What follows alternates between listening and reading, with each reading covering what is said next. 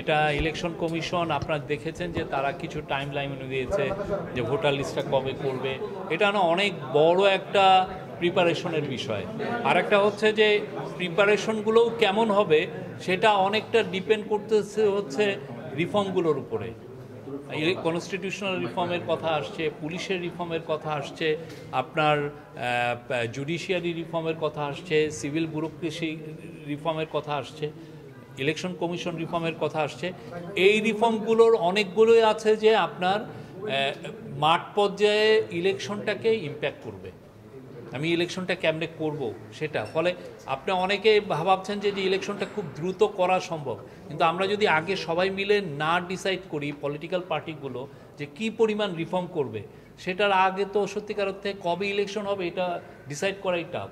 না এক একটা রিফর্মের উপর দেখা যাচ্ছে টাইম লাইনটা, আপনি বলছেন যে না যদি কেউ বলে ফেলে যে এই ইয়েতে যে না প্রেসিডেন্সিয়াল ইলেকশনটা আগে হবে বা স্থানীয় ইলেকশনটা আসবে, সেগুলোর ক্ষেত্রে তো একটা ডিফারেন্ট টাইপের মানে প্রস্তুতি দরকার হয়।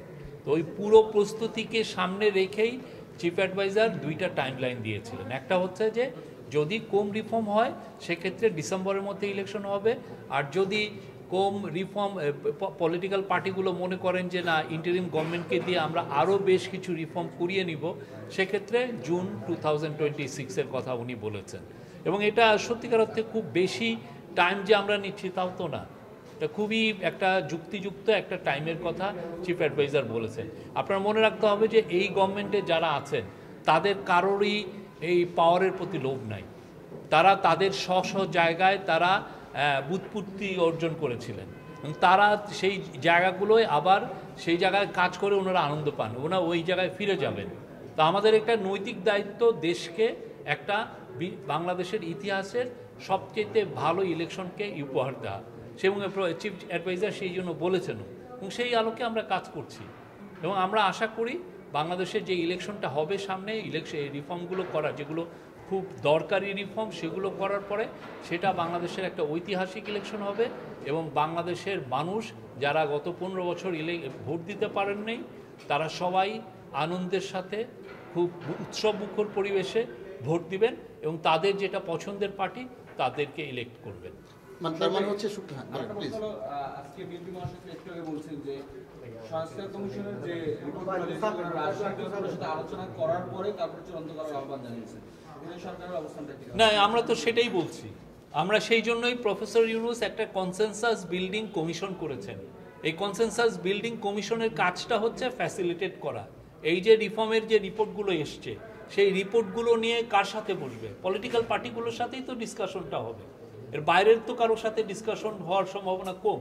অবশ্যই কিছু কিছু স্টেক হোল্ডার আছেন তাদের সাথে হবে, কিন্তু মূল আলোচনাটা হবে পলিটিক্যাল পার্টি এবং তাদের কনসেনসাসের উপরেই রিফর্মগুলো নির্ধারণ করছে। তারা যে ঐক্যমতে আসবেন যে না আমরা এই রিফর্মগুলো করব, প্রফেসর ইউনূস সেই রিফর্মের জন্যই তো কাজ করছেন, সেই রিফর্মটা। এবং এখানে ইন্টারিম গভর্নমেন্টের কোনো মূল কাজটা হচ্ছে একটা রেফারির মতো, আম্পায়ারের মতো আমরা কাজটাকে এগিয়ে নিচ্ছি, ফ্যাসিলিটেট করছি এবং সেই ফ্যাসিলিটেট করে আমরা যাতে রিফর্মটা ঠিক মতো টাইমলি হয় সেইটা। এবং আপনি দেখবেন যে কনসেনসাস বিল্ডিং কমিশন পুরো রিপোর্টগুলো সবগুলো এখন আপনি দেখেন যে কিছু কিছু এই 5টা রিফর্ম কমিশনের কিছু কিছু রিপোর্টে ওভারল্যাপিং হয়েছে, সেই ওভারল্যাপিংটাকে ওরা ঠিক করছে।